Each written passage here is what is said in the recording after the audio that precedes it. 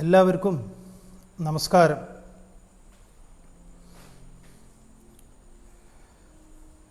ഇന്ന് ശ്രീനാരായണ ഗുരുദേവ ജയന്തി ചതയദിനം.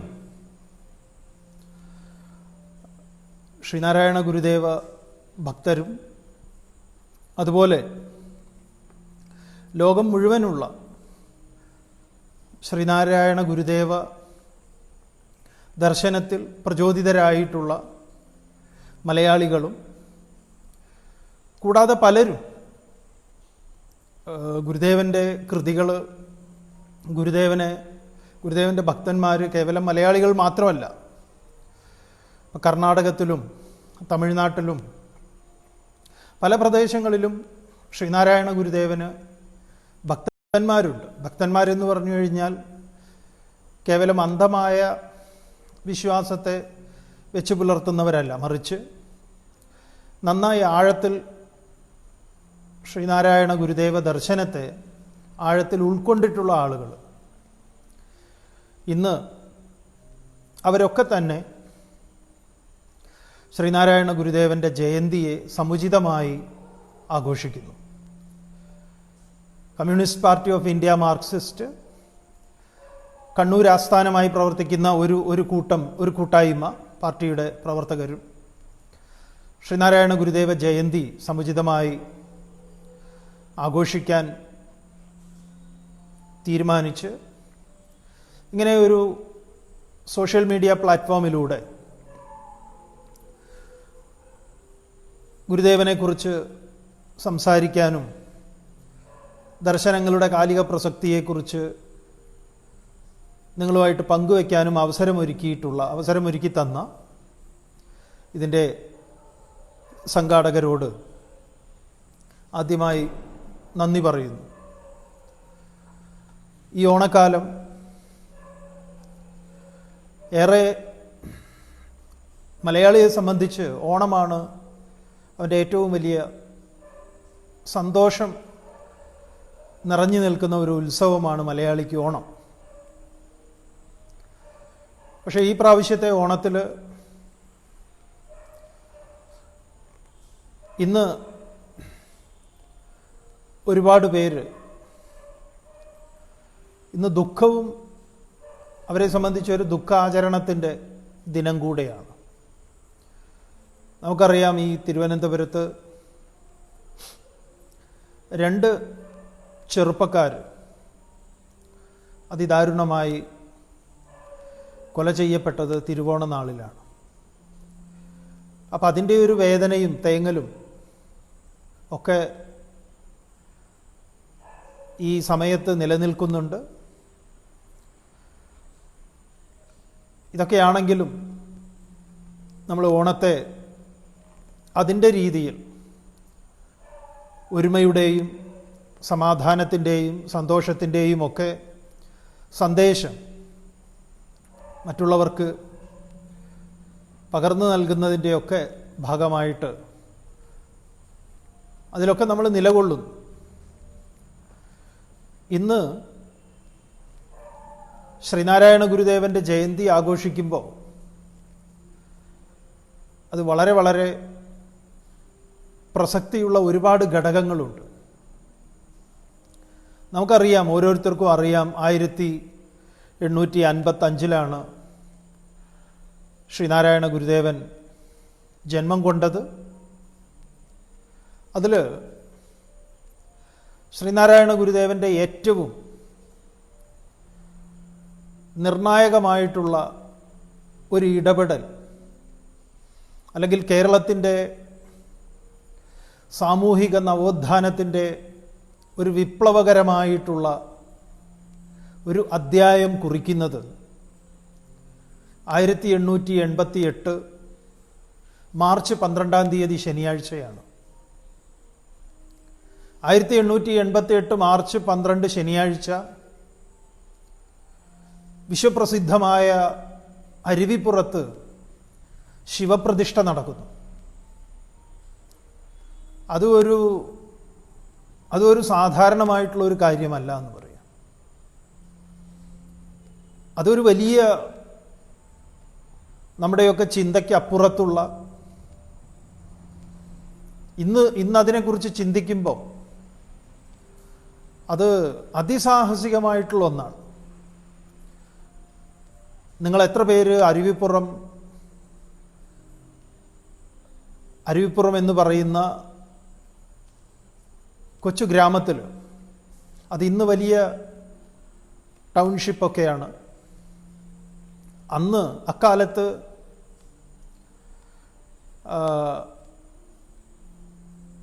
പുലിയും അതുപോലെ തന്നെ പ്രത്യേക ഇനം പാമ്പുകളും മാത്രം സഹവസിച്ചിരുന്ന ഒരു ഭൂപ്രദേശമാണ്.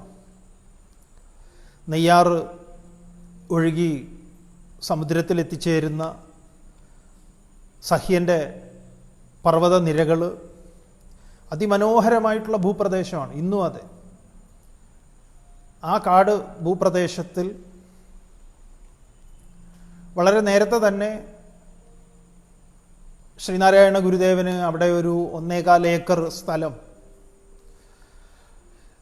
തൻ്റെ ആധ്യാത്മിക സാധനാ മാർഗത്തെ മുന്നോട്ട് കൊണ്ടുപോകാൻ വേണ്ടി ബ്രിട്ടീഷുകാരാൽ അനുവദിക്കപ്പെട്ട സ്ഥലമുണ്ട്. അവിടെയാണ് ശ്രീനാരായണ ഗുരുദേവൻ ഈ പ്രതിഷ്ഠ നടത്തുന്നത്. അന്ന് സവർണനല്ലാത്ത ഒരാൾക്ക് പ്രതിഷ്ഠ നടത്തുന്നത് പോയി ക്ഷേത്രത്തിനകത്തേക്ക് പ്രവേശിക്കാൻ പോലും അർഹതയില്ലാതിരുന്ന ഒരു കാലം. അന്നത്തെ ആ കാലത്തെ നമ്മൾ അനുസ്മരിക്കേണ്ടത് പല വിധത്തിലാണ്. വിദ്യാഭ്യാസം ചെയ്യാനുള്ള സ്വാതന്ത്ര്യമില്ലായ്മ, തനിക്കിഷ്ടപ്പെട്ട ആഹാരം കഴിക്കാനുള്ള സ്വാതന്ത്ര്യമില്ലായ്മ, തനിക്കിഷ്ടപ്പെട്ട വസ്ത്രം, തനിക്കിഷ്ടപ്പെട്ട രീതിയിലുള്ള വസ്ത്രം ധരിക്കാനുള്ള സ്വാതന്ത്ര്യമില്ലായ്മ, ഭക്ഷണം കഴിക്കാനുള്ള സ്വാതന്ത്ര്യമില്ലായ്മ മാത്രമല്ല, ഭക്ഷണം പാത്രത്തിൽ കഴിക്കാൻ പോലും സ്വാതന്ത്ര്യമില്ലായ്മയും, ഇങ്ങനെ ഒരുപാട് കെട്ടുമുറുക്കുകളിൽ മനുഷ്യൻ അതിദാരുണമായിട്ട് അതിൻ്റെ അഗാധമായ ഗർത്തത്തിൽ കഴിയുന്ന കാലത്താണ് ഗുരുദേവൻ ഈ പ്രതിഷ്ഠ നടത്തുന്നത്. ആ പ്രതിഷ്ഠ നടക്കുന്നതിന് മുമ്പ്, ആ പ്രതിഷ്ഠ നടത്താൻ തീരുമാനിച്ചതറിഞ്ഞ് ആളുകളൊക്കെ, ഗുരുദേവനോട് താല്പര്യമുള്ള ആളുകളൊക്കെ അതിൻ്റെ ഒരുക്കങ്ങൾ നടത്തുമ്പോൾ മറ്റുള്ളവർ, സവർണരായിട്ടുള്ളവർ ഇങ്ങനെയൊരു ക്ഷേത്രം ഉയരാൻ പോകുന്നു, പ്രതിഷ്ഠ നടക്കാൻ പോകുന്നു, അതും അവർണ്ണനാൽ പ്രതിഷ്ഠ നടത്തുന്നു എന്നൊക്കെ അറിഞ്ഞപ്പോൾ ഉണ്ടായിട്ടുള്ള സംഘർഷം എപ്പോഴും ഉണ്ടാകാൻ സാധ്യതയുള്ള രീതിയിലേക്ക് ചുറ്റുപാട് മാറുന്നതും, ഇതെല്ലാം ചരിത്രത്തിൽ അതിമനോഹരമായി രേഖപ്പെടുത്തി വച്ചിട്ടുണ്ട്. ബ്രിട്ടീഷുകാർ ഒരു വേള ഗുരുദേവനോട് ചോദിക്കുന്നുണ്ട്, ഇത് ഒഴിവാക്കിക്കൂടെ എന്ന്. കാരണം സവർണരായ ഒരു കൂട്ടർ എന്തും കൽപ്പിച്ച് ഇങ്ങനെ ഒരു പ്രതിഷ്ഠ നടത്താൻ ഒരു കാരണവശാലും തങ്ങൾ അനുവദിക്കില്ല, ചോരപ്പുഴയൊഴുകും എന്നൊക്കെയുള്ള ഭീഷണികളും, വടിവാളൊക്കെ തേച്ചു മിനുക്കി അതിൻ്റെ സൂചനയായി ചെറിയ കൂട്ടങ്ങളൊക്കെയായി അങ്ങിങ്ങായി മുദ്രാവാക്യം വിളികളുമൊക്കെ ആളുകളിൽ വല്ലാതെ ഭയപ്പാടുണ്ടാക്കിയിട്ടുണ്ട്. പക്ഷെ അക്ഷോഭ്യനായി തൻ്റെ നിശ്ചയത്തിൽ ഉറച്ചു നിന്ന് ശ്രീനാരായണ ഗുരുദേവൻ അണുവിട വ്യതിചലിക്കാതെ ആരോടും ഗുരുദേവൻ്റെ നിലപാട് തൻ്റെ ദർശനത്തിൽ വളരെ വ്യക്തവും സ്പഷ്ടവും അസന്നിഗ്ധവുമായി പ്രഖ്യാപിച്ചിട്ടുണ്ട്. അവനവന ആത്മസുഖത്തിനായി ആചരിക്കുന്നവ അപരന് സുഖത്തിനായി വരേണം. തൻ്റെ ആത്മാന്വേഷണത്തിന് തൻ്റെ സാധന ഏതു വിധത്തിലാണ് മറ്റുള്ളവർക്ക് അപരന് ദുഃഖമുണ്ടാക്കുന്നത്, അതിൽ ഗുരുദേവൻ വളരെ വളരെ ശ്രദ്ധാലുവായിരുന്നു. ശ്രീനാരായണ ഗുരുദേവൻ തൻ്റെ ജീവകാരുണ്യം എന്ന കൃതി തുടങ്ങുന്നത് തന്നെ ഒരു പീഡയൊരു ഉറുമ്പിനും വരുത്തരുതേ എന്ന് പറഞ്ഞുകൊണ്ടാണ്. അവസാനം അതിഗംഭീരമായ ആ പ്രതിഷ്ഠ നടക്കുന്നു. അത് പ്രത്യേകം ജ്യോത്സ്യന്മാരെ വിളിച്ച് സമയം നിശ്ചയിച്ച് അങ്ങനെയുള്ള എന്തെങ്കിലും ഉപചാരങ്ങളെ കൊണ്ടൊന്നും ആയിരുന്നില്ല. അത്തരം സംശയങ്ങളൊക്കെ ചിലർ ചോദിക്കുന്നു, ഗുരുദേവൻ അതിന് ഉത്തരം കൊടുക്കുന്നു. പ്രതിഷ്ഠ കഴിഞ്ഞും ചിലർ ചോദിക്കുന്ന ചോദ്യങ്ങൾക്കൊക്കെ വളരെ രസകരമായിട്ടുള്ള ശ്രീനാരായണ ഗുരുദേവൻ്റെ ഉത്തരങ്ങളുണ്ട്. ഇതൊക്കെ ചരിത്രത്തിൽ നമ്മളിൽ പലരും, നമ്മളൊക്കെ തന്നെ ഏറെക്കുറെ ആളുകൾ നന്നായി ഓർത്തു വെച്ചിട്ടുള്ളതാണ്. അവിടെ അന്ന് നടന്നിട്ടുള്ള ആസൂത്രിതമായ ചില ഇടപെടലുകളുണ്ട്. ആ ഇടപെടലുകളിലെ അജ്ഞാനത്തെ നമ്മളിൽ പലരും അറിഞ്ഞോ അറിയാതെയോ പേറുന്നുണ്ട് ഇപ്പോഴും. അതിലൊന്നാണ് ശ്രീനാരായണ ഗുരുദേവൻ പ്രതിഷ്ഠ നടത്തിയ സമയത്ത് നാം നമ്മുടെ ശിവനെയാണ് പ്രതിഷ്ഠിച്ചത് എന്നാ പറഞ്ഞത്. ഒരിക്കലും ഞാൻ ഈഴവ ശിവനെ പ്രതിഷ്ഠിച്ചു എന്ന് ശ്രീനാരായണ ഗുരുദേവൻ പറഞ്ഞിട്ടില്ല. അത് വളരെ ആസൂത്രിതമായി ഈ പറഞ്ഞ സവർണ മാടമ്പികൾ ഉണ്ടാക്കിയിട്ടുള്ളൊരു കഥയാണ്. കാരണം എന്തിനാണത്? ഇത് ഈഴവ ശിവനാണ് എന്ന് പരിചയപ്പെടുത്തിയിട്ടുള്ളത് ശ്രീനാരായണ ഗുരുവല്ല, നാം നമ്മുടെ ശിവനെ എന്നാ പറഞ്ഞത്. അത് മറ്റു ചിലരാണ്. അതെന്തിനാണതങ്ങനെ? കാരണം അവിടേക്ക് അറിഞ്ഞോ അറിയാതെയോ മറ്റു ആളുകൾ, സവർണരായിട്ടുള്ളവർ ക്ഷേത്രത്തിലേക്ക് പോകാതിരിക്കാൻ വേണ്ടി. അതുകൊണ്ട് ഇതൊരു ഈഴവ ശിവനാണ് എന്ന്. അങ്ങനെ ഈശ്വരന് അവർ ജാതി നിശ്ചയിച്ചു. സവർണനായിട്ടുള്ള ശിവനും ഈഴവനായിട്ടുള്ള ശിവനും. ഏതായാലും പ്രതിഷ്ഠയൊക്കെ നടത്തിയിട്ട് ഗുരുദേവൻ്റെ അതിഗംഭീരമായിട്ടുള്ള ഗുരുദേവൻ്റെ വെളിപ്പെടുത്തലുകളുണ്ട്. ആ വെളിപ്പെടുത്തലുകളാണ് തൻ്റെ ദർശനം എന്ന് പറയുന്ന ഒരു ദാർശനിക കൃതിയുണ്ട് ഗുരുദേവൻ്റെ. ദർശനമാല എന്നാണ് അതിൻ്റെ പേര്. എല്ലാ ദർശനങ്ങളെയും അതിൽ അതിഗംഭീരമായിട്ട് അവതരിപ്പിക്കുന്നുണ്ട്. ശിലൈവ ശിവലിംഗം നദ്വൈതം ശില്പിനാകൃതം. ഏറ്റവും വിപ്ലവകരമായിട്ടുള്ളൊരു സ്റ്റേറ്റ്മെൻ്റാണ്, അതിഗംഭീരമാണ്. നമുക്ക് ശ്രീനാരായണ ഗുരുദേവൻ്റെ ക്ഷേത്രങ്ങളെക്കുറിച്ച് പരിശോധിച്ചാൽ, ശ്രീനാരായണ ഗുരുദേവൻ പ്രതിഷ്ഠ നടത്തിയിട്ടുള്ള ക്ഷേത്രങ്ങളെ പരിശോധിച്ചു കഴിഞ്ഞാൽ നമുക്ക് തോന്നുന്നു 30-ൽ കൂടുതൽ ക്ഷേത്രങ്ങൾ, 31-ഓ 32-ഓ ക്ഷേത്രങ്ങൾ ശിവക്ഷേത്രങ്ങളാണ്. ഏറ്റവും കൂടുതൽ ശിവക്ഷേത്രങ്ങളാണ് ശ്രീനാരായണ ഗുരുദേവൻ പ്രതിഷ്ഠ നടത്തിയിട്ടുള്ളത്. നമുക്ക് തോന്നും ഗുരുദേവൻ്റെ സ്തോത്രങ്ങളായിട്ട് രചിച്ചിട്ടുള്ളതും ശിവസ്തോത്രങ്ങളാണ് ഏറ്റവും കൂടുതലുള്ളത്. പിന്നെ സുബ്രഹ്മണ്യൻ്റെയും ഗണപതി, ദേവി ഇങ്ങനെയൊക്കെ വരുന്നുണ്ട്. ഏതായാലും ഏറ്റവും കൂടുതൽ ശിവക്ഷേത്രങ്ങളൊക്കെ പ്രതിഷ്ഠ നടത്തിയിട്ടുള്ള ശ്രീനാരായണ ഗുരുദേവനാണ് പറയുന്നത്, ശിലൈവ ശിവലിംഗം. ശില തന്നെയാണ് ശിവലിംഗം, കല്ലു തന്നെയാണ് ശിവലിംഗം. ശിലയേവ ശിവലിംഗം. ശിവലിംഗം എന്ന് പറയുന്നത് കല്ലു തന്നെയാണ്. നദ്വിതീയാത് ശില്പിനാകൃതം. ശില്പി രണ്ടാമതൊന്ന് അതിലേക്ക് ഉണ്ടാക്കിയിട്ടില്ല. രണ്ടാമതൊന്നിനെ ഉണ്ടാക്കാൻ ശില്പി അശക്തനാണ്, അസാധ്യമാണ്. എന്ന് പറഞ്ഞാൽ കല്ല് തന്നെയാണ്. വിവേകാനന്ദ സ്വാമികൾ പറയും,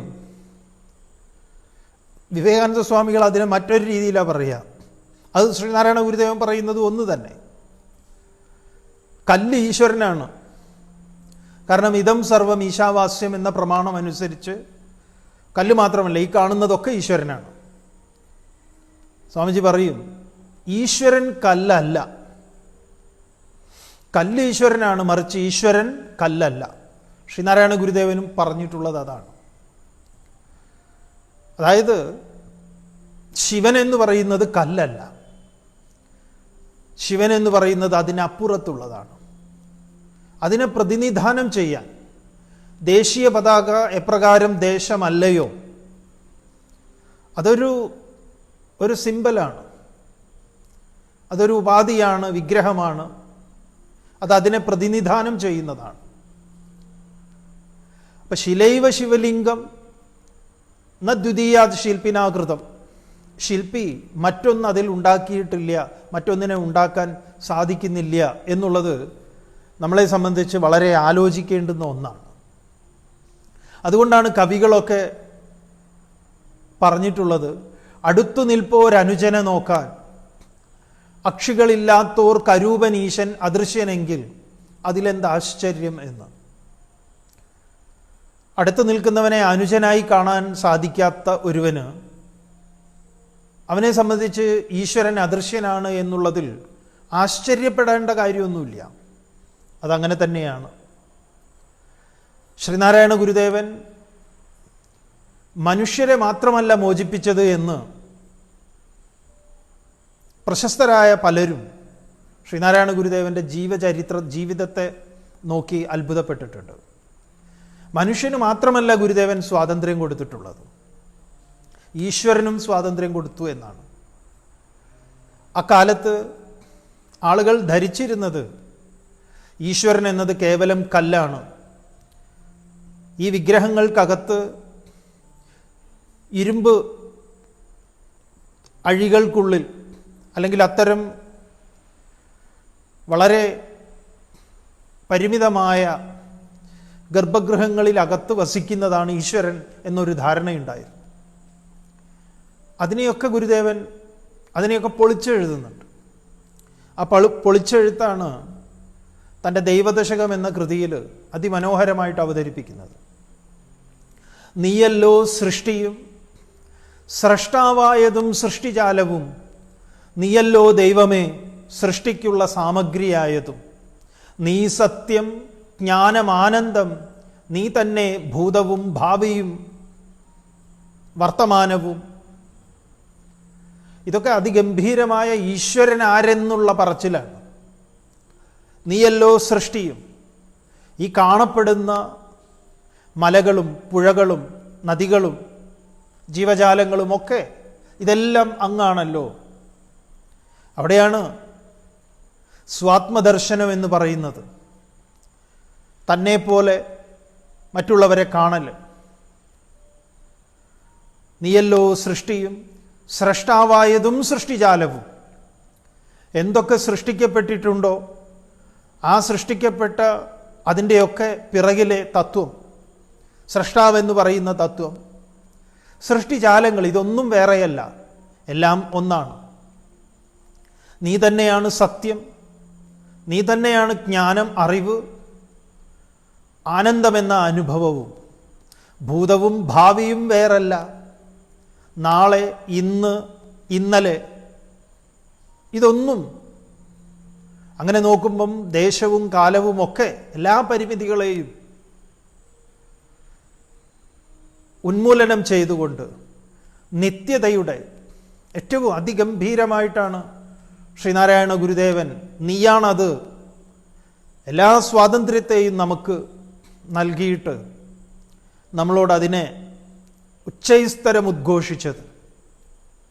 ശ്രീനാരായണ ഗുരുദേവനാണ് നമുക്ക് ഓരോരുത്തർക്കും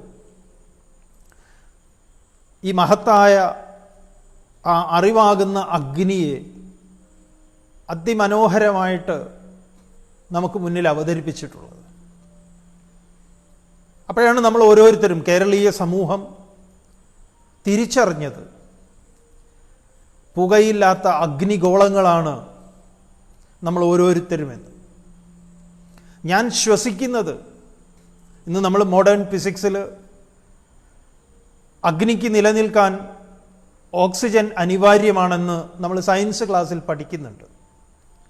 ഓക്സിജന്റെ അഭാവത്തിൽ അഗ്നിക്ക് ജ്വലിച്ചു നിൽക്കുക അസാധ്യമാണ്. അപ്പോഴാണ് നമ്മൾ തിരിച്ചറിയുന്നത് ഗുരുദേവ ദർശനത്തിലൂടെ, ഞാനൊരു പുകയില്ലാത്ത അഗ്നിഗോളമാണ്. ആ അഗ്നിയെ ജ്വലിപ്പിക്കാനാണ് ഞാൻ ഓക്സിജനെ സ്വീകരിക്കുന്നത്. എൻ്റെ ഓക്സിജന്റെ സ്വീകരണം, എൻ്റെ പ്രാണനെ ഞാൻ എടുക്കുന്നത്, പ്രാണനെ ഞാൻ ഉള്ളിലേക്ക് എടുത്ത് വീണ്ടും ശേഷിച്ച പ്രാണനെ, കരിഞ്ഞ പ്രാണനെ പുറത്തേക്ക് വിട്ടുകൊണ്ട് വീണ്ടും എടുക്കുന്ന സമയത്ത് അഗ്നിഗോളത്തെ ഞാൻ അഗ്നിഗോളമായി നിലനിർത്തുകയാണ്. നമ്മൾ ഓരോരുത്തരും പുകയില്ലാത്ത അഗ്നിഗോളങ്ങളാണ്. ഇങ്ങനെ പുകയില്ലാത്ത അഗ്നിഗോളങ്ങളാണ് നിങ്ങൾ ഓരോരുത്തരുമെന്ന്, ജ്വലിക്കണമെന്ന് അറിവിനെ, വിദ്യ കൊണ്ട് പ്രബുദ്ധരാവാൻ നമ്മളെ പഠിപ്പിച്ച, ജാതി ചോദിക്കരുത്, ജാതി പറയരുത് എന്ന് നമ്മളോട് നിഷ്കർഷിച്ച, മതമേതായാലും മനുഷ്യൻ നന്നായാൽ മതി എന്ന് പറഞ്ഞ മഹാമനീഷി, മതങ്ങൾക്കപ്പുറത്ത് മനുഷ്യൻ്റെ നന്മയെയാണ് നാം നോക്കേണ്ടത്, നാം പുകഴ്ത്തേണ്ടത് എന്ന് നമ്മളെ പഠിപ്പിച്ച മലയാളിയുടെ ഏറ്റവും സവിശേഷമായിട്ടുള്ള ഒന്നാണ് മനുഷ്യനെ മതത്തിനും ജാതിക്കും അപ്പുറത്ത് നന്മയുള്ളവൻ ഇവനെന്ന് നമ്മളെ, അവൻ ആരോ ആകട്ടെ, അവൻ്റെ മതം ഏതോ ആകട്ടെ, അവൻ നന്മയുള്ളവനാണ്. നമ്മളൊക്കെ നന്മ ചെയ്യുന്നത്, നമ്മൾ ഒത്തിരിക്കുന്നത് ഒക്കെ മതത്തിൻ്റെ വേലിക്കെട്ടുകൾക്കൊക്കെ അപ്പുറത്താണ്. അതുകൊണ്ടാണ് ഒരു ജാതി, ഒരു മതം, ഒരു ദൈവം മനുഷ്യന് എന്ന് ശ്രീനാരായണ ഗുരുദേവൻ പറയുമ്പോൾ, ഗുരുദേവ ദർശനത്തിലൂടെ ജാതിയെ ഗുരുദേവൻ നിർവചിച്ചിട്ടുണ്ട്. മനുഷ്യാണാം മനുഷ്യത്വം. മനുഷ്യൻ്റെ ജാതി എന്ന് പറയുന്നത് മനുഷ്യത്വമാണ്. മനുഷ്യൻ അതേ ഉള്ളൂ, വേറെ ജാതിയൊന്നും മനുഷ്യനെ സംബന്ധിച്ച് സ്ഥായിയായിട്ടുള്ളതല്ല. അത് എത്ര മനോഹരമായിട്ടാണ് നമ്മളെ പഠിപ്പിച്ചത്. അവസാനം ഗുരുദേവൻ തന്നെ വിളംബരം ചെയ്തു, നമുക്ക് ജാതിയില്ല എന്ന്. നമുക്ക് ജാതിയില്ല എന്ന് ഗുരുദേവൻ പ്രസിദ്ധപ്പെടുത്തി. അതൊക്കെ നമ്മൾ ഗവൺമെൻറ് തലത്തിൽ തന്നെ അതിനെയൊക്കെ കേരളീയ സമൂഹം വലിയ രീതിയിൽ ചർച്ച ചെയ്യുകയും നമ്മുടെ സാമൂഹ്യക്ഷേമ വകുപ്പ് ഗുരുദേവൻ്റെ ജാതിയില്ല വിളംബരത്തിൻ്റെ കലണ്ടർ പുറത്തിറക്കുകയും ഒക്കെ ചെയ്തിട്ടുള്ളതാണ്. നമുക്കറിയാം ഗുരുദേവൻ പറഞ്ഞിട്ടുള്ളത്. നമുക്ക് സന്യാസം തന്നത് ബ്രിട്ടീഷുകാരാണ് എന്ന് ഗുരുദേവൻ പറഞ്ഞിട്ടുണ്ട്. അതൊക്കെ ഇന്നും നമ്മൾ ആലോചിക്കേണ്ടതാണത്. ഗുരുദേവൻ ബ്രിട്ടീഷുകാരാണ് നമുക്ക് സന്യാസം തന്നത് എന്ന് പറയുമ്പോൾ, ഇന്ന് സന്യാസാശ്രമങ്ങളിൽ നിന്ന് വസ്ത്രമൊക്കെ എടുത്ത് കൊടുക്കുന്നത് പോലത്തെ ഒരു സന്യാസത്തെ അല്ല ഗുരുദേവൻ പറഞ്ഞത്. ഏതെങ്കിലും ഒരു ബ്രിട്ടീഷുകാരൻ വസ്ത്രം കൊടുത്ത് നിങ്ങൾ ഇന്നു മുതൽ സന്യാസിയാണ് എന്ന് പ്രഖ്യാപിച്ചതല്ല. അതിലെല്ലാം ഉണ്ട് ഗുരുദേവൻ പറഞ്ഞതിൽ. അവരായിരുന്നില്ല എങ്കിൽ ചരിത്രകാരന്മാർ ഒരു സംശയവും കൂടാതെ പറയുന്നു, അവരായിരുന്നില്ല എങ്കിൽ ഒരിക്കലും ശ്രീനാരായണ ഗുരുദേവന് അരുവിപ്പുറത്ത് ശിവപ്രതിഷ്ഠ നടത്തുക അസാധ്യമൻ തന്നെയാണ്. അത് സാധിക്കുന്നതല്ല. ഇന്ന് തന്നെ ആചാരങ്ങളുടെയും അനുഷ്ഠാനങ്ങളുടെയൊക്കെ പേരിൽ കേരളത്തെ കലാപഭൂമിയാക്കിയിട്ടുള്ള ഒരു കൂട്ടരുണ്ട്. ഒന്ന് ആലോചിച്ച് നോക്കൂ. 1888 ഇങ്ങനെ ഒരു കാര്യം നടക്കുമ്പോൾ ഒരവർണ്ണൻ ക്ഷേത്രം നിർമ്മിക്കുന്നു. അതും എല്ലാ വിധികളെയും ആചാരവിധികളെയും ലംഘിച്ചുകൊണ്ട് ഒരു പുതിയ വിപ്ലവാത്മകമായിട്ടുള്ള രീതിയിൽ അതിന് തുടക്കം കുറിക്കുന്നു. ആ സ്ഥലത്തിന് ഇന്ന് പറയുന്നത് ശങ്കരൻകുഴി എന്നാണ്. നെയ്യാർ ഒഴുകി പാറക്കെട്ടുകളെയൊക്കെ മതിച്ചു കൊണ്ടൊഴുകുന്ന, ഇന്നും അവിടെ ഇറങ്ങുക എന്നുള്ളത് ഭയങ്കരമായിട്ടുള്ളൊരു കാര്യമാണ്. ആ ശങ്കരൻകുഴിയിലാണ് ശ്രീനാരായണ ഗുരുദേവൻ ഊളിയിട്ട് പിന്നെ പൊങ്ങുന്നത് നെഞ്ചോട് ഒരു ശില ചേർത്തുകൊണ്ടാണ്. അതിൽ നിന്ന് എടുക്കുന്നതാണ്. ആ ശിലയെയാണ് അവിടെ പ്രതിഷ്ഠിക്കുന്നത്. ആ ഗുരുദേവനാണ് പറഞ്ഞത്, ശിലൈവ ശിവലിംഗം നദ്വിതീയാത് ശില്പിനാകൃതം. ശില തന്നെയാണ് ശിവലിംഗം. ശില്പിക്ക് മറ്റൊന്നും അതിലേക്ക് നിർമ്മിക്കാൻ സാധിച്ചിട്ടില്ല, സാധിക്കുകയുമില്ല. അപ്പോൾ ഈശ്വരൻ എന്നത് കല്ലല്ല. പലർക്കും ഇന്നും ഈശ്വരൻ എന്നത് ക്ഷേത്രത്തിനകത്തിരിക്കുന്ന കല്ലു മാത്രമാണ്. അവർക്ക് വിധേയത്വവും അവർക്ക് നമസ്കരിക്കാൻ അവരുടെ ശിരസ് കുനിയുന്നതുമൊക്കെ കേവലം അവിടെ മാത്രമാണ്. ഗുരുദേവൻ അതല്ല നമ്മളെ പഠിപ്പിച്ചത്. നീയല്ലോ സൃഷ്ടിയും സൃഷ്ടിജാലവും എന്ന് പറയുമ്പം സൃഷ്ടിയിലെ ഓരോന്നിനോടും ക്ഷേത്രത്തിൽ എങ്ങനെ നാം ശിരസ് കുനിക്കുന്നുവോ അതുപോലെ സൃഷ്ടിയിലെ ഓരോന്നിനോടും ഓരോ പ്രാണിവർഗങ്ങളോടും നമുക്ക് ആദരവുണ്ടായിരിക്കണം. അതിനോട് ഗൗരവപൂർണമായ ഒരു സമീപനം നാം കൈക്കൊള്ളണം. ഇതൊക്കെ നമ്മളെ പഠിപ്പിച്ചിട്ടുണ്ട്. കേരളത്തിൻ്റെ ആരോഗ്യരംഗത്ത്, വിദ്യാഭ്യാസ രംഗത്ത്, കാർഷിക രംഗത്ത്, വ്യാവസായിക രംഗത്ത്, ഇതിലൊക്കെ ശ്രീനാരായണ ഗുരുദേവൻ്റെ വളരെ മാതൃകാപരമായിട്ടുള്ള ഇടപെടലുകൾ ഉണ്ടായിട്ടുണ്ട്. വിദ്യ കൊണ്ട് പ്രബുദ്ധരാവാൻ പറഞ്ഞ ശ്രീനാരായണ ഗുരുദേവൻ വിദ്യാലയങ്ങൾ സ്ഥാപിക്കുന്നു, ഫാക്ടറികൾ സ്ഥാപിക്കുന്നു. ക്ഷേത്രങ്ങളുടെ നിർമ്മാണമൊക്കെ ഇനി മതി, ഇനി നമുക്കാവശ്യം ഫാക്ടറികൾ, തൊഴിൽശാലകളാണ്, പള്ളിക്കൂടങ്ങളാണ്, സരസ്വതി ക്ഷേത്രങ്ങളാണ് ഇനി നാം നിർമ്മിക്കേണ്ടത്. ഇങ്ങനെ മനുഷ്യൻ്റെ അവശ്യമെന്ന് അവന് തോന്നുന്ന അവൻ്റെ ആരാധനാ സ്വാതന്ത്ര്യം, അവൻ്റെ വിദ്യാഭ്യാസ സ്വാതന്ത്ര്യം, അവൻ്റെ തൊഴിൽ സ്വാതന്ത്ര്യം, എല്ലാറ്റിനും ഗുരുദേവൻ ഒരു പുതിയ ഊടും പാവും നെയ്യുകയായിരുന്നു. ഓരോ മലയാളിയും ഗുരുദേവനോട് ആ നിലയിൽ അങ്ങേയറ്റം കടപ്പെട്ടിട്ടുണ്ട്. അതിലൊരു തർക്കവുമില്ലാത്ത കാര്യമാണ്. ആ ഗുരുദേവൻ ഉഴുതുമറിച്ച ആ മണ്ണിലേക്കാണ് വിപ്ലവ പ്രസ്ഥാനം കേരളത്തിൽ വളരെ വേഗത്തിൽ വേരോടിയിട്ടുള്ളത്. കാരണം ദാർശനിക തലത്തിൽ ഗുരുദേവൻ്റെ ദർശനത്തോട് ഏതെങ്കിലും വിധത്തിലുള്ള ഒരു സ്വരച്ചേർച്ച എന്ന് പറയുന്നത് അതിനില്ലാത്തത് കൊണ്ട് ജനങ്ങൾ അതിനെ സഹർഷം സ്വാഗതം ചെയ്യുകയായിരുന്നു. എന്തൊക്കെയാണോ ഗുരുദേവൻ്റെ സങ്കല്പങ്ങൾ, മനുഷ്യൻ്റെ അവകാശത്തിൻ്റെ മേലിലുള്ള സങ്കല്പങ്ങൾ, അവൻ്റെ സ്വന്തമായ കിടപ്പാടം, അവന് കൃഷി ചെയ്യാൻ അവൻ്റേതായിട്ടുള്ള ഒരു 2 സെൻറ്റ് ഭൂമിയെങ്കിൽ ഭൂമി, ഇതൊക്കെ നമുക്കറിയാം. കേരളത്തിൽ ഓരോരുത്തർക്കും ഭൂമി എന്നത് ഒരിക്കലും സങ്കല്പിക്കാൻ പറ്റാത്ത, അവന് മോക്ഷം പിന്നെയും കിട്ടുമെന്ന് പ്രതീക്ഷിക്കുന്നു. അവിടെയൊക്കെയാണ് ഭൂപരിഷ്കരണ നിയമം വരുന്നു. ഭൂമി ഏവരുടെയും അവകാശമാകുന്നു. അതിൻ്റെ മേലിൽ സ്വാതന്ത്ര്യം പ്രഖ്യാപിക്കുന്നു. ഭൂമി, കർഷകന് ഭൂമി കിട്ടുന്നു. ഇതൊക്കെ നമുക്കറിയാം. അവൻ്റെ ഓരോന്നും നമ്മൾ നേടിയെടുത്തിട്ടുള്ളത്. ഇതിൻ്റെ പിറകിൽ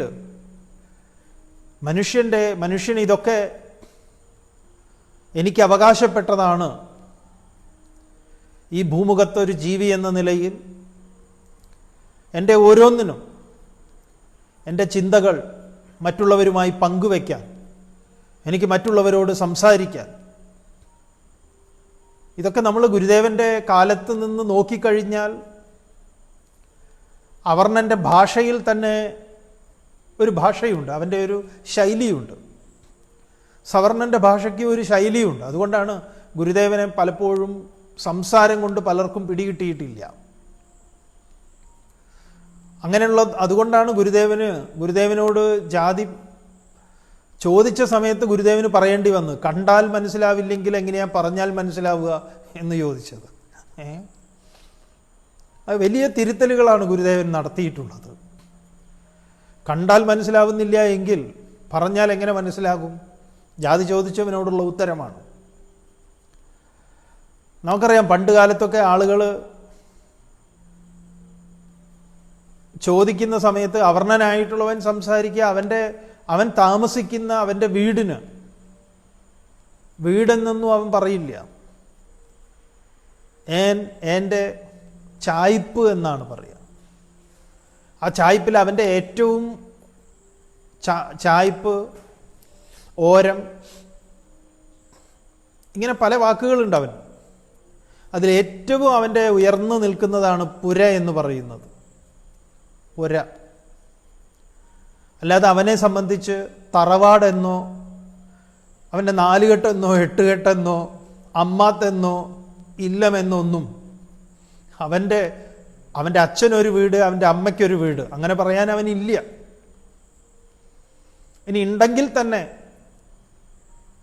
അഥവാ ഉണ്ടെങ്കിൽ അവൻ്റെ അമ്മയുടെ വീട്ടിലേക്ക് പോകുന്നതിന് എൻ്റെ അമ്മാത്തേക്ക് പോകുന്നു എന്നും അച്ഛൻ്റെ അടുത്തേക്ക് പോകുന്നതിന് അവൻ ഇല്ലത്തേക്ക് പോകുന്നു എന്നൊന്നും അവൻ ഉപയോഗിക്കാൻ സാധ്യമല്ല. എൻ്റെ ചായ്പിൽ പോണ അമ്പ്ര എന്ന് പറയും. അപ്പൊ തമ്പുരാൻ എന്ത് പറയും? നോം ഇല്ലത്തേക്ക് പോണു എന്ന് പറയും. നോം എന്ന് സവർണൻ പറയുമ്പം അവർണൻ ഏൻ എന്ന് പറയും. നോം എന്ന് സവർണന്റെ മുഖത്ത് നോക്കി അവർണൻ പറഞ്ഞാലോ അവൻ്റെ അവസ്ഥ എന്താവും? പിന്നെ അവന് പറയാൻ സാധ്യമല്ല. അവൻ്റെ ഒടുക്കത്തെ പറച്ചിലായിരിക്കും. പേരുകളൊക്കെ അങ്ങനെയാണ്.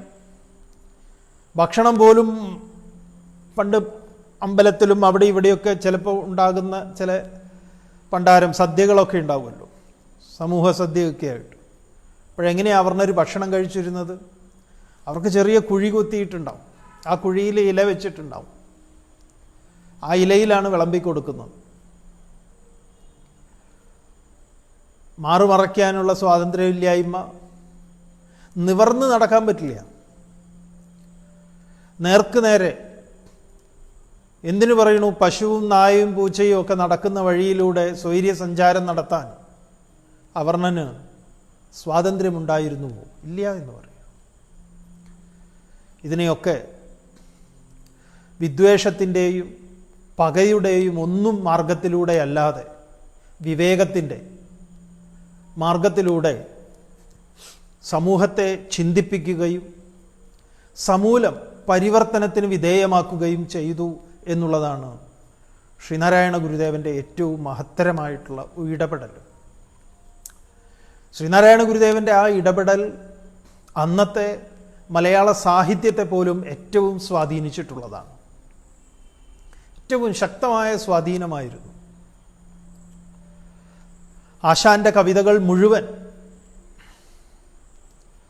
വയലാർ, ഇതൊക്കെ ഈ ഒരു ദർശനത്തിൻ്റെ ഒരു സ്വാധീനമാണ്. എങ്ങനെയാണോ വിവേകാനന്ദ സ്വാമികൾ ആ സ്വാധീനം കൽക്കട്ടയിൽ ടാഗോറിനെ പോലുള്ള, അത് മറ്റൊരു ഭൂപ്രദേശമാണ് ഇതുപോലെയുള്ള, രണ്ടും വേദാന്തികളുടെ നാടാണ്. ശ്രീനാരായണ ഗുരുദേവനും ആ ചെയ്തിട്ടുള്ളത്, നമ്മൾ പഠിക്കേണ്ട ഒരുപാട് കാര്യങ്ങളുണ്ട്. ഏതെങ്കിലും ഒരു പ്രത്യേക മതവിഭാഗത്തെ സൃഷ്ടിച്ചെടുത്ത് ഒരു കൾട്ടിന് രൂപം കൊടുക്കാൻ ശ്രീനാരായണ ഗുരുദേവൻ ശ്രമിച്ചിട്ടില്ല.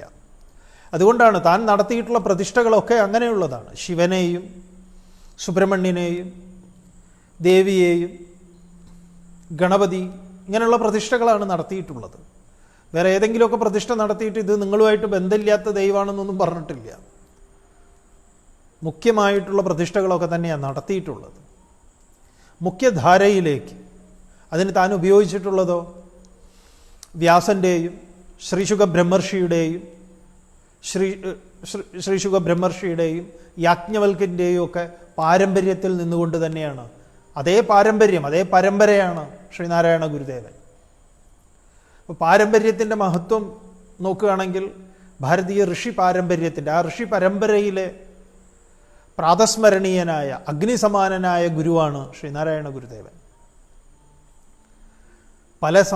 എന്തുകൊണ്ട് കേരളത്തെ പോലെ മറ്റു സംസ്ഥാനങ്ങൾക്ക് ചിന്തിക്കാൻ സാധിക്കുന്നില്ല എന്ന്, ഇപ്പോൾ UP-യുടെ കാര്യമെടുത്താൽ നമ്മുടെ തൊട്ടടുത്ത കർണാടകയും പല സ്ഥലങ്ങൾക്കും, മഹാരാഷ്ട്ര, ഇങ്ങനെയുള്ള പല സ്ഥലങ്ങളുണ്ടല്ലോ. മലയാളിയെ പോലെ ചിന്തിക്കാൻ, മറ്റു മതങ്ങളെ ഉൾക്കൊള്ളാൻ എന്തുകൊണ്ട് സാധിക്കുന്നില്ല എന്നുള്ളതിന് അതിൻ്റെ ഉത്തരം ഒരു ശ്രീനാരായണ ഗുരുദേവൻ ആ പ്രദേശങ്ങളിൽ ജനിച്ചില്ല, അവിടെ പ്രവർത്തിച്ചില്ല എന്നുള്ളതാണ്. ഇനി അഥവാ ജനിച്ചിട്ടുണ്ടെങ്കിൽ പ്രവർത്തിക്കുക എന്നുള്ളത് അവർക്ക് ഒരിക്കലും സാധ്യമായിട്ടുള്ളതുമല്ല. അത് വളരെ വളരെ പ്രധാനപ്പെട്ട ഒന്നാണ്. നിങ്ങളുടെ മുന്നാകെ നമ്മൾ ഇന്നൊരു വെറുതെ ഇത് പറയുമ്പോൾ നമ്മുടെ മുന്നിലേക്ക് വന്നിട്ടുള്ള ഒരു ചിന്തയാണ്. നിങ്ങൾക്കറിയാലോ, മലയാളത്തിൽ ഇപ്പോൾ ഒരു ചാനലിൽ 24 എന്ന് പറയുന്ന ഒരു ചാനലുണ്ട്. ഈ 24 ചാനലിൽ തിരുവനന്തപുരത്ത് നിന്ന് വാർത്തകൾ പറയുന്ന ഒരാളുണ്ട്. അദ്ദേഹത്തിൻ്റെ പേര് അലക്സ് റാം മുഹമ്മദ് എന്നാണ്. നമ്മൾ ഉറപ്പിച്ച് പറയുന്നു, അലക്സ് റാം മുഹമ്മദ് എന്ന പേരിൽ നിവർന്നു നിന്ന് വാർത്ത ലോകത്തോട് വിളിച്ചു പറയാൻ സാധിക്കുന്ന ഒരേ ഒരാളെ ഈ ഇന്ത്യയിലുണ്ടാവും, അത് കേരളത്തിലാണ്. കേരളത്തിൽ നിന്ന് മാറി ഇന്ത്യയിലെ ഏതെങ്കിലും ഒരു സംസ്ഥാനത്ത് അലക്സ് റാം മുഹമ്മദ് എന്നൊരു പേരുണ്ടോ എന്ന് നിങ്ങൾ ഗവേഷണം നടത്തുക. ഉണ്ടെങ്കിൽ നമ്മളോട് പറയുക. നമുക്കുറപ്പിച്ച് പറയാൻ സാധിക്കും, അങ്ങനെ ഒരു പേരുണ്ടാകാൻ യാതൊരു തരവുമില്ല. എന്തുകൊണ്ടാണ് അലക്സ് റാം മുഹമ്മദ് എന്ന് പേരിടാൻ കാരണം?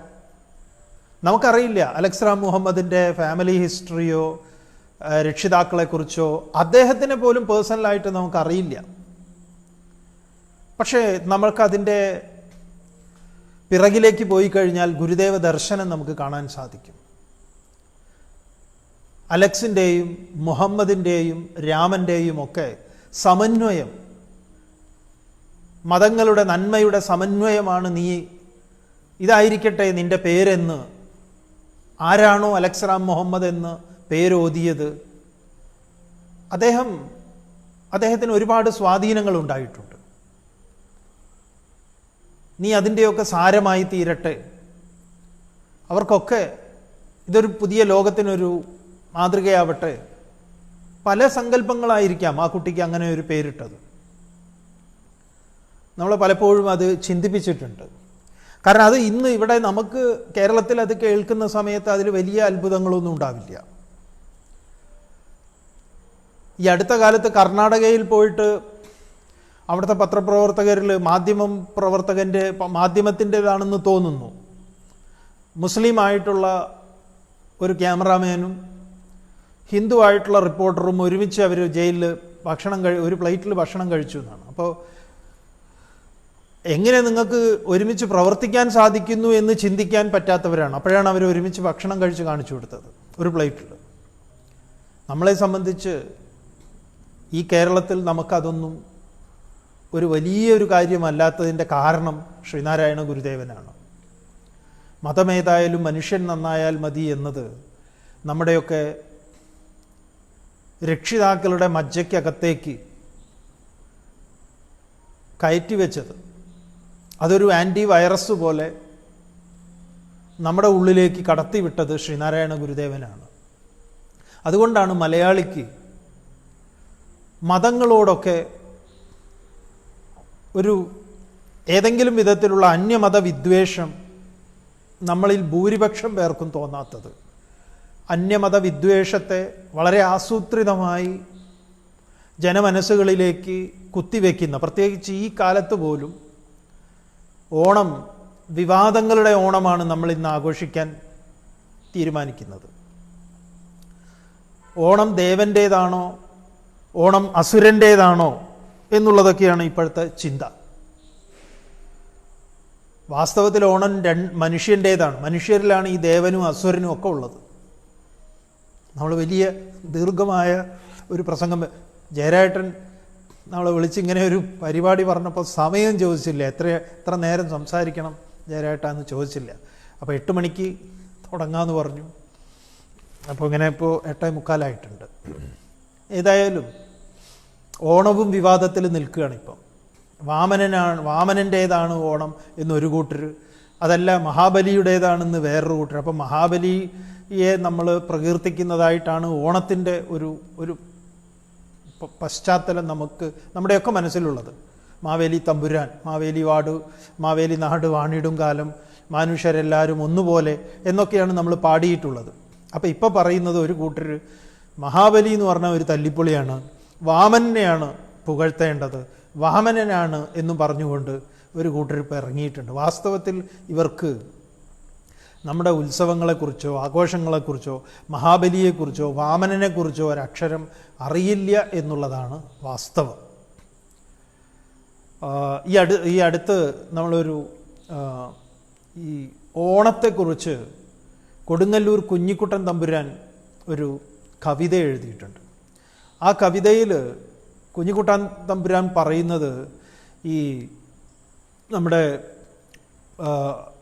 പണ്ട്, അതായത് വളരെ പണ്ട് കാലത്ത്, കുഞ്ഞിക്കുട്ടൻ തമ്പുരാൻ്റെ കാലം തന്നെ വളരെ പഴയതാണല്ലോ, എത്രയോ വർഷങ്ങൾക്ക് മുമ്പ് ഈ രാജാവ് ഈ കുലശേഖര ആൾവാരുടെയൊക്കെ ആ കാലമാണ്. അപ്പോൾ ഈ നമ്മുടെ തൃക്കാക്കരയിലാണല്ലോ വാമനമൂർത്തിയുടെ ക്ഷേത്രമുള്ളത്. ആ വാമനമൂർത്തിയെ ഉപാസിക്കുന്ന രാജാവ് ഒരു മാസക്കാലം നീണ്ടു നിൽക്കുന്ന ഉത്സവം എന്ന പേരിൽ മഹാബലിയെ പ്രകീർത്തിച്ചുകൊണ്ട്, ആ കവിത തുടങ്ങുന്നത് തന്നെ മഹാബലിയെ പ്രകീർത്തിച്ചുകൊണ്ടാണ്, മഹാബലിയുടെ കാലത്തെ പ്രകീർത്തിച്ചുകൊണ്ട്. അങ്ങനെ രാജാവ് അതിനൊരു ജനങ്ങളോട് അവിടേക്ക് വരാൻ വേണ്ടി അഭ്യർത്ഥിക്കുന്നു. അങ്ങനെ അവിടെ നേരിട്ട് വരാൻ സാധിക്കാത്തവർ വീടുകളിൽ പൂക്കളം തീർത്ത് വരവേൽക്കണം, മഹാബലി ചക്രവർത്തി നിങ്ങളുടെയൊക്കെ വീടുകളിൽ വരും ഇത് നോക്കാൻ എന്നൊക്കെ അന്ന് രാജകൽപ്പന പോലെ പറഞ്ഞിരുന്നു. അങ്ങനെ അത് ആളുകൾ ഏറ്റെടുത്തു. അങ്ങനെ രൂപപ്പെട്ടിട്ടുള്ളതാണ് ഓണം എന്ന ഈ ഉത്സവം എന്ന് പറയുന്നുണ്ട്. അങ്ങനെയാണല്ലോ നമ്മുടെ കേരളത്തിൽ മാത്രമാണ് ഇത് നിലനിൽക്കുന്നത്. ശരിക്കും പുരാണവുമായി ബന്ധപ്പെട്ട് പറയുകയാണെങ്കിൽ ഇത് ഈ ഭാഗവതത്തിൽ പറയുന്ന മഹാബലിയുടെ യാഗം നടക്കുന്നത് നർമ്മദയുടെ തീരത്ത്. അങ്ങനെയാണ് ഈ ഓണം ഗുജറാത്തിലാണ് കൊണ്ടാടേണ്ടത്. അങ്ങനെയല്ലല്ലോ. ഭാഗവത പ്രകാരമൊക്കെ ആണെങ്കിൽ ഇന്ത്യ മുഴുവൻ ഈ ആഘോഷം നടക്കണം. ഇത് ഇവിടുത്തെ രാജാക്കന്മാരുമായിട്ട് ബന്ധപ്പെട്ട് അവർ ആചരിച്ചു പോന്നിട്ടുള്ള ഒന്നിൻ്റെ ഭാഗം തന്നെയായിട്ടാണ് നമുക്ക് കാണാൻ സാധിക്കുക. അതാണ് ഇവിടുത്തെ ഈ മാവേലിക്കരയും ഓണാട്ടുകരയും ഒക്കെ അതിൽ നിന്ന് രൂപപ്പെട്ടിട്ടുള്ളത്. അവിടുത്തെ ഓണവില്ല് സമർപ്പണം, അതുപോലെ അത്തച്ചമയ ഘോഷയാത്ര, ഇതെല്ലാം തന്നെ ഒരു കണക്റ്റഡ് ആയിട്ടുള്ള ഒരു ചരിത്ര പശ്ചാത്തലം ഇതിനുണ്ട്. അപ്പം ഇതുകൊണ്ട് ഇന്നിപ്പോൾ കുറച്ച് പേര് പുതിയതായിട്ടുള്ള ഓരോരോ ഈ മഹാബലിയെ വയറ് കുറച്ച് കൂടുതൽ കാണിച്ച് ചിത്രം വരയ്ക്കുന്നവർക്കെതിരെ തെറിവിളിയും ഇതൊക്കെ നടക്കുന്നുണ്ട്. വാസ്തവത്തിൽ ഇവരുടെ ഉദ്ദേശം എന്താണ്? വിദ്വേഷം പ്രചരിപ്പിക്കുക, അതിലൂടെ ആളുകളെ വിഭജിക്കുക, നാട്ടിൽ സമാധാനം ഇല്ലാതെയാക്കുക. മാവേലി നാടുവാണിടുംകാലം, മനുഷ്യരെല്ലാവരും ഒന്നുപോലെ എന്ന് പറയുന്ന ഇതാണ് ഇവർക്ക് ഏറ്റവും വലിയ പ്രശ്നം. മനുഷ്യർ ഒന്നുപോലെ ആയി ജീവിക്കുമ്പം ഇവരുടെ ഈ കച്ചവടം നടക്കൂല. അതുകൊണ്ട് ഇവിടെ എന്തുണ്ടാക്കണം? കുത്തിത്തിരിപ്പ് ഉണ്ടാക്കണം. അപ്പം ഓണത്തിൻ്റെ മേലിൽ ഒരു കുത്തിത്തിരിപ്പ്, വിഷുവിൻ്റെ എന്തൊക്കെ ആഘോഷങ്ങളുണ്ടോ, ആചാരങ്ങളുണ്ടോ, അനുഷ്ഠാനങ്ങളുണ്ടോ, ഇതിലെല്ലാം കുത്തിത്തിരിപ്പ് ഉണ്ടാക്കുക എന്നതാണ് അവരുടെ ലക്ഷ്യം. ഈ പഴയ കുത്തിത്തിരിപ്പുകളെയൊക്കെ തന്നെ പൂർണ്ണമായി ഉന്മൂലനം ചെയ്തിട്ടുള്ള ആളായിരുന്നു ശ്രീനാരായണ ഗുരുദേവൻ. ഒരുപാട് നമുക്ക് ശ്രീനാരായണ ഗുരുദേവൻ്റെ ചിന്തകളെ അനുസ്മരിക്കേണ്ടതുണ്ട്. ആ ദർശനത്തിലൂടെയാണ് ഗുരുവിനെ നമ്മൾ കാണേണ്ടത്. കേരളത്തിന് ഗുരുദേവൻ വലിയൊരു മാതൃകയാണ്. നമ്മൾ ഈ കഴിഞ്ഞ ദിവസം നമ്മുടെ ആരാധ്യനായ മുഖ്യമന്ത്രി 100 ഇന പരിപാടികൾ, 100 ദിവസത്തെ പരിപാടികളിൽ ഏറ്റവും ശ്രദ്ധേയമായിട്ടുള്ള പല പരിപാടികളുണ്ട്. അതൊന്ന് കനകക്കുന്നിൽ ശ്രീനാരായണ ഗുരുദേവൻ്റെ ഒരു പൂർണ്ണകായ പ്രതിമയുടെ അനാച്ഛാദനം നടക്കും. ഒരു പ്രതിമയെ അത് നമുക്ക് വളരെ സന്തോഷം തോന്നും. കാരണം ശ്രീനാരായണ ഗുരുദേവൻ കേരളത്തിൻ്റെ ഒരു ഗുരുവാണ്. അദ്ദേഹം അത് നമുക്കെന്തിനും മാതൃകയാണ്. നമ്മൾ നേരത്തെ പറഞ്ഞ് ഒന്ന് ഓർമ്മിപ്പിച്ചത് 1924 അദ്വൈത ആശ്രമത്തിൽ അവിടെ നടന്നിട്ടുള്ള സർവമത സമ്മേളനം, അത് ഇന്ത്യയിൽ ആദ്യം നടന്നിട്ടുള്ളത്. അതൊക്കെ നമ്മൾ വളരെ ചരിത്രപരമായിട്ടുള്ള ഒന്നാണ്, ആദ്യമായിട്ട് നടന്നിട്ടുള്ളത്. ആ സർവമത സമ്മേളനം ഇന്ത്യയിൽ അങ്ങനെ മുഴുവൻ മതങ്ങളുടെ പ്രതിനിധികളെ ഒരു പ്ലാറ്റ്ഫോമിൽ കൊണ്ടുവന്ന ആളാണ് ഗുരുദേവൻ. എന്നിട്ടാണ് അപ്പോൾ എന്തിനാണിതെന്ന് ചോദിച്ചപ്പം അറിയാനും അറിയിക്കാനും വാദിക്കാനും കലഹിക്കാനുമല്ല എന്ന് പറഞ്ഞിട്ടുള്ളത്. അറിഞ്ഞവർ അറിയിക്കട്ടെ അവരുടെ മതത്തെക്കുറിച്ച്. അപ്പോൾ എല്ലാ മതങ്ങളെയും, ബുദ്ധമതത്തെ പോലും ശ്രീനാരായണ ഗുരുദേവൻ ശ്രീലങ്കയിൽ നിന്ന് ബർമ്മയിൽ ആളെ വിട്ട് ഗുരുദേവൻ തന്നെ നേരിട്ട് പോയി ക്ഷണിച്ചു കൊണ്ടുവരുന്നുണ്ട്. മതമില്ലാത്തതിൻ്റെ നിരീശ്വരവാദികൾ പോലും അതിൽ പ്രതിനിധികളായി അവരുടെ നിരീശ്വരവാദത്തെ, മതത്തെ ശക്തമായി എതിർക്കുന്ന പ്രബന്ധത്തെ ആലുവ അദ്വൈതാശ്രമത്തിൽ സർവമത സമ്മേളനത്തിൽ അവതരിപ്പിച്ചു എന്നുള്ളത് നമുക്ക് ഇന്ന് ചിന്തിക്കാൻ പറ്റാത്തതാണ്. ഇന്ന് അതുകൊണ്ടാണല്ലോ നമ്മൾ ഫേസ്ബുക്കിൽ ശ്രീനാരായണ ഗുരുദേവൻ്റെ ജയന്തി communist party of India Marxist സമുചിതമായി ആഘോഷിക്കുന്നു എന്ന പേരിൽ ഫേസ്ബുക്കിൽ ഇതിൻ്റെ ഒരു പോസ്റ്റ് ഇട്ട സമയത്ത് കമ്മ്യൂണിസ്റ്റുകാർക്ക് ശ്രീനാരായണ ഗുരുദേവനെ കുറിച്ച് പറയാൻ എന്ത് അധികാരം എന്നൊക്കെ ചോദിച്ചുകൊണ്ട് ഒരാൾ പേഴ്സണലായിട്ട് നമ്മളെ വിളിച്ചിരുന്നു. നമ്മൾ അദ്ദേഹത്തിനോട് ചോദിച്ചു, ആലുവ അദ്വൈതാശ്രമത്തിലെ സർവമത സമ്മേളനത്തെക്കുറിച്ച് കേട്ടിട്ടുണ്ടോ എന്ന്. ഇതൊന്നും അറിയില്ല, അങ്ങനെ അതെന്താണ് സംഭവം എന്നാണ് ചോദിച്ചത്. അപ്പോൾ ഇതൊന്നും അറിയാത്ത വിദ്വാൻമാരാണ്. അപ്പോൾ ഒന്ന് ആലോചിച്ച് നോക്കൂ, 24 എല്ലാ മതങ്ങളുടെ ആളുകളെ ഒരുമിച്ച് ഇരുത്തുകയും മതങ്ങളെ മുഴുവൻ നിശിതമായി വിമർശിക്കുന്ന ആളുകളെ, അവർക്ക് പറയാനുള്ളത്, മതങ്ങളുടെ പൊള്ളത്തരങ്ങൾ അവർക്ക് പറയാനുള്ളത് അവർ ലോകത്തോട് പറയട്ടെ എന്ന് ഒരു വേദി കൊടുത്തിട്ടുള്ള ആളാണ് ശ്രീനാരായണ ഗുരുദേവൻ. അതുകൊണ്ടാണല്ലോ ഒരു ജാതി ഒരു മതം ഒരു ദൈവം മനുഷ്യന് എന്ന് പറഞ്ഞപ്പം തൻ്റെ സന്തത സഹചാരിയായിട്ടുള്ള സഹോദരൻ അയ്യപ്പൻ പറഞ്ഞത് എന്താണ്? ജാതി വേണ്ട, മതം വേണ്ട, ദൈവം വേണ്ട മനുഷ്യന് എന്നാണ്. ധർമ്മം ധർമ്മം ധർമ്മം. അപ്പോൾ അതിലെ കോൺട്രഡിക്ഷൻ ഗുരുദേവനോട് തന്നെ ചോദിക്കുന്നുണ്ട്. എന്താ ഗുരുദേവ ഇങ്ങനെ പറയുന്നത്? അങ്ങയുടെ ശിഷ്യൻ തന്നെ ജാതി വേണ്ട, മതം വേണ്ട, ദൈവം വേണ്ട മനുഷ്യന് എന്ന് പറയുന്നു. അപ്പോൾ ഗുരുദേവൻ പറഞ്ഞത് എന്താ? അയ്യപ്പൻ്റെ കർമ്മങ്ങളെ നോക്കൂ എന്നാ. അപ്പം അയ്യപ്പൻ്റെ കർമ്മങ്ങളെ നോക്കൂ എന്ന് പറയുമ്പോൾ ആ കർമ്മങ്ങളിൽ ഈശ്വരനുണ്ട്, അവൻ്റെ കർമ്മങ്ങളാണ്. അപ്പം കർമ്മങ്ങൾ, നിങ്ങൾ ഈശ്വരനെ പ്രകീർത്തിക്കുന്നുവോ ഈശ്വരനെ പൂജിക്കുന്നുവോ എന്നതിനപ്പുറത്ത് അവൻ്റെ കർമ്മങ്ങളിലെ പരിശുദ്ധി, അതിനെ ചൂണ്ടിക്കൊണ്ടാണ് ഗുരുദേവൻ അതിന് ഉത്തരം നൽകിയത്. അതുകൊണ്ട് ആധുനിക മലയാളത്തിന് മാത്രമല്ല ലോകത്തിന് മുഴുവൻ ഒരു വലിയ ഒരു എന്താ പറയുക, ഒരു നിധിയാണ് ശ്രീനാരായണ ഗുരുദേവൻ. ഈ ദിവസത്തിൽ ഗുരുദേവനെ സ്മരിക്കാനും അല്പമൊക്കെ നിങ്ങളുമായിട്ട് ആശയങ്ങൾ പങ്കുവയ്ക്കാനും അതിന് അവസരമൊരുക്കിയിട്ടുള്ള ആരാധ്യനായ സഖാവ് MV ജയരാജനോടും അതുപോലെ തന്നെ മറ്റുള്ള എല്ലാ ആളുകളോടും ഈ നിങ്ങൾ ഇന്നത്തെ ദിവസം വളരെ നിങ്ങളുടെ ദുഃഖത്തിൽ, നിങ്ങളുടെ പ്രിയ സഖാക്കളുടെ വേർപാടിൻ്റെ ദുഃഖത്തിൽ നിങ്ങൾക്കൊപ്പം പങ്കുചേർന്നുകൊണ്ട് ശ്രീനാരായണ ഗുരുദേവൻ്റെ ചതയദിന ആഘോഷം അതിൻ്റെ രീതിയിൽ നമുക്ക് ആധുനിക ഈ ശാസ്ത്ര സാങ്കേതിക വിദ്യ ഇതിന് ഒരവസരമൊരുക്കിയിട്ടുള്ള, അല്ലെങ്കിൽ ആ ശാസ്ത്ര സാങ്കേതിക വിദ്യയെ അതിൻ്റെ ഒരു സൗഭാഗ്യമാണ് നമ്മൾ ഇന്ന് അനുഭവിക്കുന്നത്. അതിൻ്റെയൊക്കെ പിറകിൽ പ്രവർത്തിച്ചിട്ടുള്ള വലിയ ധീരരായിട്ടുള്ള ശാസ്ത്രകാരന്മാരുണ്ട്. അവരെയൊക്കെ ഇത്തരുണത്തിൽ അനുസ്മരിക്കുന്നു. അവരുടെയൊക്കെ അനുഗ്രഹം കൊണ്ടാണ് നമുക്കിന്ന് വീട്ടിൻ്റെ അകത്തിരിക്കുന്ന ഈ സമയത്ത് നമുക്ക് അടുത്തിരിക്കാൻ, ഇതുപോലെ ദൂരത്താണെങ്കിലും അടുത്തിരിക്കാൻ സാധിക്കുന്നത്. എല്ലാവർക്കും ഒരിക്കൽ കൂടി ആശംസകൾ നേരുന്നു. ഇനിയും നമുക്ക് കാണാൻ ഇടവരട്ടെ, ഇതുപോലെ സംസാരിക്കാനും സാധിക്കട്ടെ എന്ന് ആത്മാർത്ഥമായിട്ട് ആഗ്രഹിച്ചുകൊണ്ട് എല്ലാവർക്കും ലാൽ സലാം.